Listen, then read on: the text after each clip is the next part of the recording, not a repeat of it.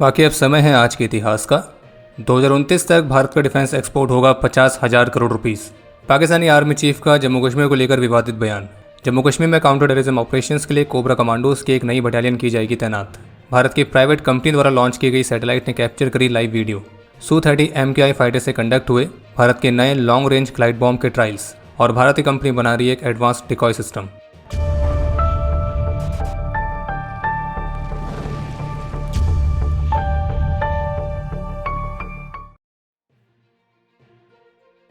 आज 17 दिसंबर को नई दिल्ली में आयोजित डिफेंस कॉन्क्लेव को संबोधित करते हुए भारतीय रक्षा मंत्री श्री राजनाथ सिंह की तरफ से इस बात पर जोर दिया गया कि स्वदेशीकरण, इनोवेशन और ग्लोबल लीडरशिप पर फोकस के साथ भारत न केवल अपने बॉर्डर्स को सिक्योर कर रहा है, बल्कि इसके साथ अंतर्राष्ट्रीय डिफेंस इकोसिस्टम में एक महत्वपूर्ण प्लेयर के तौर पर भी अपने आप को पोजीशन कर रहा है।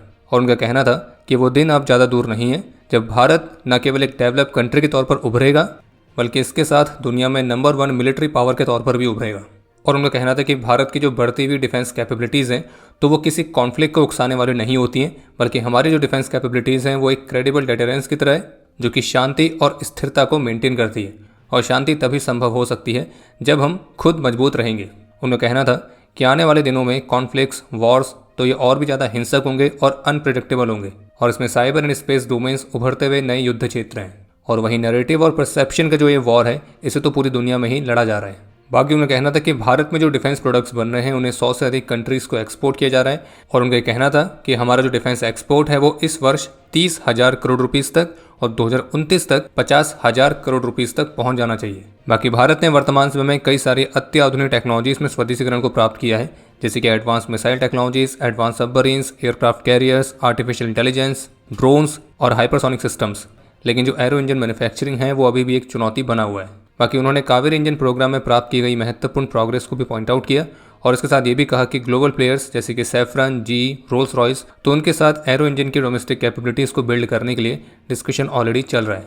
और जबकि शिप बिल्डिंग कैपेबिलिटी के मामले में उनका कहना था कि भारत की नेवी और कोस्ट गार्ड की जो 97% से अधिक की वॉरशिप्स हैं वो भारत के शिपयार्ड्स में ही बन रही हैं, और भारत में जो शिप्स बन रही हैं उन्हें फ्रेंडली कंट्रीज़ जैसे कि मॉरिशियस, श्रीलंका, वियतनाम और मालदीव्स, तो इन्हें एक्सपोर्ट भी किया जा रहा है। बाकी 2029 तक भारत का जो डिफेंस प्रोडक्शन है वो 3 लाख करोड़ रुपीस तक पहुंचेगा। ऑफिशियल्स के मुताबिक सीआरपीएफ ने इस बात का निर्णय लिया है कि जम्मू कश्मीर में भी काउंटर टेररिज्म ऑपरेशंस के लिए वे कोबरा कमांडोज की एक स्पेशल बटालियन को रेस करेंगे। और सीआरपीएफ के डीजी की तरफ से बताया गया कि केंद्रीय गृह मंत्री श्री अमित शाह के निर्देशों पर जम्मू कश्मीर के लिए कोबरा कमांडोज की नई बटालियन को रेस करने की प्रोसेस ऑलरेडी चल रही है। और कोबरा कमांडोज की जो नई यूनिट है यह जम्मू कश्मीर में फोर्स की ऑपरेशनल एक्टिविटीज़ को महत्वपूर्ण तरीके से बढ़ाएगी, और जिसका मेन टास्क होगा जम्मू कश्मीर के जंगलों वाले रीजन्स में काउंटर टेररिज्म ऑपरेशंस को अंजाम देना। हालांकि 2023 में ट्रेनिंग पर्पस के लिए कोबरा कमांडोज की कुछ कंपनीज को कश्मीर वैली में भेजा गया था, लेकिन उन्हें एक्शंस के लिए कभी भी डिप्लॉय नहीं किया गया, और वे वर्तमान समय में कश्मीर की क्विक एक्शन टीम के तौर पर काउंटर टेररिज्म ऑपरेशंस के लिए सीआरपीएफ की रेगुलर यूनिट्स और उनके स्पेशल कमांडो यूनिट ही मौजूद है।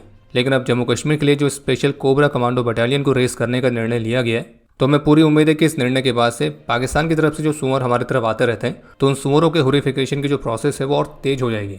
और हाँ, बाकी सुअरों से याद आया, दुनिया के नंबर 1 फौज के जो प्रमुख हैं जनरल आसिम मुनीर, तो उनके द्वारा भी हाल ही में एक बहुत ही कमाल की स्पीच दी गई थी जो कि काफ़ी ज़्यादा चर्चा का विषय बनी हुई है। हालांकि उनकी स्पीच को देखकर ऐसा बिल्कुल भी नहीं लगा कि ये किसी आर्मी चीफ की वो स्पीच है, पर खैर अपनी स्पीच में वो कुछ ऐसा कहते हुए दिखाई दे रहे थे कि हमें अपनी आने वाली पीढ़ियों को सिखाना पड़ेगा कि वे पाकिस्तान के इतिहास को कभी भी ना भूलें।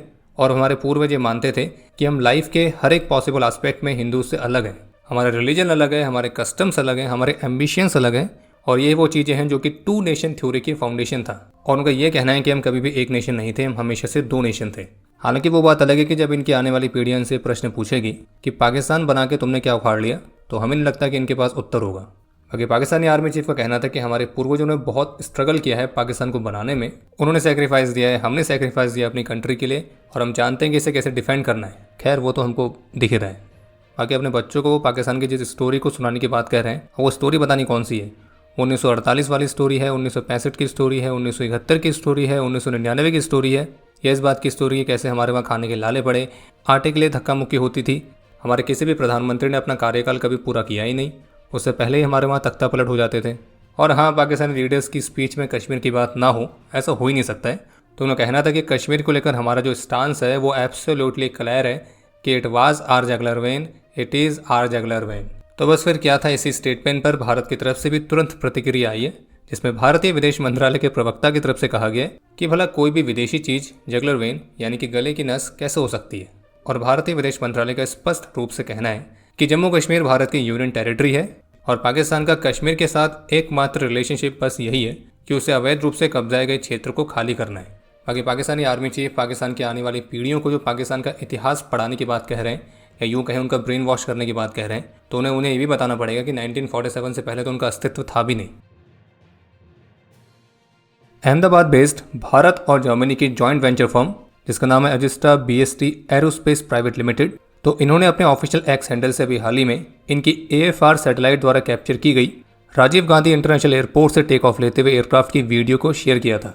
और इनकी AFR सैटेलाइट द्वारा कैप्चर की गई इस लाइव वीडियो में एयरक्राफ्ट को आप टेक ऑफ लेने के बाद इसके पर्याप्त स्पीड को अचीव करता हुआ भी देख सकते हैं। और जबकि कंपनी ने इससे पहले अपनी इसी कैपेबिलिटी को कुवैत एयरपोर्ट में भी एयरक्राफ्ट की मूवमेंट को कैप्चर करके डेमोस्ट्रेट किया था। जानकारी के लिए आपको बता दें कि जो AFR सैटेलाइट है यानी कि ABA फर्स्ट रनर, तो ये भारत में किसी प्राइवेट स्पेस इंडस्ट्री द्वारा बनाई गई अपनी तरह की पहली सैटेलाइट है, जिसे 13 जून 2023 में लॉन्च किया गया था। और इस सैटेलाइट की खास बात यह है कि इसे सिविलियन और डिफेंस दोनों ही एप्लीकेशंस के लिए इस्तेमाल किया जा सकता है। और जिस तरह से जो सैटेलाइट है ये सन सिंक्रोनस ऑर्बिट में रहते हुए भी वीडियोस कैप्चर करके दिखा सकती है, तो ऐसे में ये भारत के डिफेंस एप्लीकेशंस के लिए एक बहुत ही महत्वपूर्ण एसेट साबित हो सकती है, खास करके हमारे एडवर्सरीज की मूवमेंट्स को कैप्चर करने के लिए। इस सैटेलाइट का मास केवल 80 किलोग्राम का है और उसकी लाइफ स्पैन 5 वर्षों की है। और कंपनी का उद्देश्य है न्यू जनरेशन की स्मॉल सैटेलाइट्स को क्रिएट करना। ये फैक्ट्री हर साल 50 से 250 सैटेलाइट्स को मैन्युफैक्चर करने में सक्षम है और एशिया की इस तरह की पहली प्राइवेट सैटेलाइट फैक्ट्री भी है, और जिनका विजन है स्मॉल सैटेलाइट्स का मास मैन्युफैक्चरर बनना। निर्मल बैंक की लेटेस्ट रिपोर्ट के मुताबिक भारत का डिफेंस सेक्टर स्वदेशीकरण की दिशा में मजबूत प्रयासों, एक ठोस ऑर्डर पाइपलाइन और बढ़ते विकास अवसरों द्वारा समर्थित लगातार बढ़ने के लिए तैयार है। और ये जो रिपोर्ट है ये भारत के डिफेंस सेक्टर के लिए एक पॉजिटिव आउटलुक को मेंटेन करती है। बाकी इस रिपोर्ट में इस बात को हाईलाइट किया गया कि भारत का जो एनुअल डिफेंस प्रोडक्शन है वो ऑलरेडी 1.27 ट्रिलियन रुपीस को क्रॉस कर चुका है और फाइनेंशियल ईयर 2025 के अंत होने तक ये 1.75 ट्रिलियन रुपीस को टच कर सकता है। और स्वदेशीकरण और अधिक ऑर्डर्स के साथ भारत के डिफेंस सेक्टर का आउटलुक पॉजिटिव बना हुआ है। इसके अलावा एक अपडेट यह है कि इंडियन ओशन में यूरोपियन यूनियन की नेवल फोर्सेस ने काउंटर पायरेसी पर फोकस करने और इंटरऑपरेबिलिटी को बढ़ाने के उद्देश्य के साथ भारतीय नौसेना के साथ जॉइंट एक्सरसाइज को प्रस्तावित किया है। और ये जो प्रस्ताव है ये यूरोपियन यूनियन नेवल फोर्स के ऑपरेशन कमांडर की इस सप्ताह भारत की विजिट के दौरान पेश किया गया था। और अगर भारत इस प्रस्ताव को स्वीकार करता है तो फिर यूरोपियन यूनियन की नेवल फोर्सेस के साथ ये जो एक्सरसाइज है ये मई महीने के अंत तक इंडियन ओशन में कंडक्ट की जाएगी। बाकी इसके अलावा एक अपडेट यह है कि GRSE ने DRDO लेबोरेटरी द्वारा बनाई गई एकॉस्टिक रिसर्च शिप के निर्माण कार्य को शुरू कर दिया है।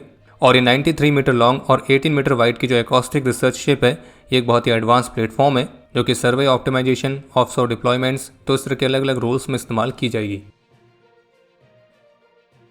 Nagpur based JSR dynamics private limited द्वारा बनाए गए उनके लॉन्ग रेंज ग्लाइड बॉम्ब खगंटक के Su-30 MKI फाइटर्स के साथ कैप्टिव ट्रायल्स की कुछ पिक्चर्स सामने आई हैं और जिसे JSR डायनेमिक्स ने अपने ऑफिशियल वेबसाइट से भी मेंशन किया था, जो कि दिखाता है कि कैसे इस ग्लाइड बॉम्ब को Su-30 MKI फाइटर्स में इंटीग्रेट किया गया है।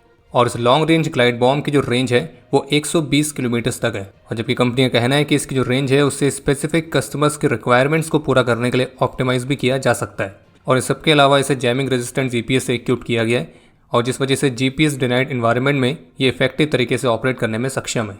इसके अलावा कंपनी एक miniature ground launch decoy system को भी विकसित कर रही है, जो कि एक low cost expendable autonomous high performance aerial vehicle होगा और जिसे एक डिकॉय की तरह इस्तेमाल किया जा सकेगा। और ये फाइटर एयरक्राफ्ट के ट्रांजिट स्पीड्स और उसके रडार नेटवर्क को भी मिमिक करने में सक्षम होगा ताकि दुश्मन के एयर डिफेंस सिस्टम्स को मिसलीड किया जा सके। और इसकी रेंज 300 किलोमीटर तक, service ceiling 10 kilometre, maximum speed 1000 kilometre प्रति घंटा और इंड्योरेंस टाइम 1.2 आवर्स का है। और फाइटर जेट की तरह ये मनोवर्स परफॉर्म करने में भी सक्षम होगा। बाकी अब समय है आज के इतिहास का।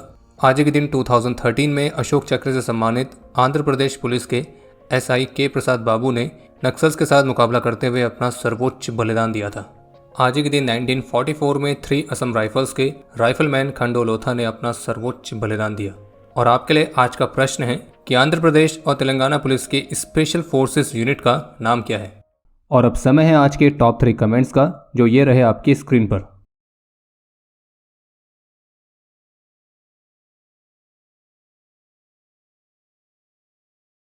उम्मीद है आपको आज का एपिसोड पसंद आया होगा।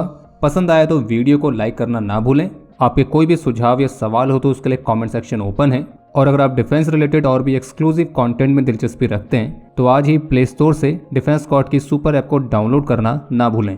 और अगर आप चैनल पर पहली बार आए हैं तो squadron.in पे जाके हमारे नए डिज़ाइंस को भी चेकआउट जरूर करें। बाकी जल्द मिलेंगे नए एपिसोड के साथ। तब तक के लिए जय हिंद, जय भारत।